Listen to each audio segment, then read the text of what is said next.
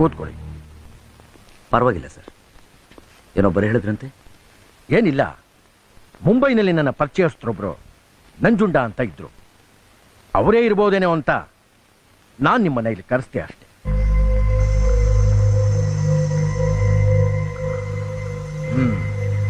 ಎಷ್ಟು ವರ್ಷದಿಂದ ಆಟೋ ಓಡಿಸ್ತಾ ಇದ್ದೀರಾ? ಸುಮಾರು ವರ್ಷಗಳಿಂದ ಸರ್. ಹೇಗಿದೆಯಲ್ಲ? ದೇವ್ರದೆಯಿಂದ ಚೆನ್ನಾಗಿದೆ ಸರ್. ಹೇಗಿದ್ದಾರೆ ಹೆಂಡತಿ ಮಕ್ಕಳೆಲ್ಲ? ನನಗಿನ್ನೂ ಮದುವೆ ಆಗಿಲ್ಲ ಸರ್. It's all right. ಇದಕ್ಕೊಂದು ಸೈನ್ ಮಾಡಿ.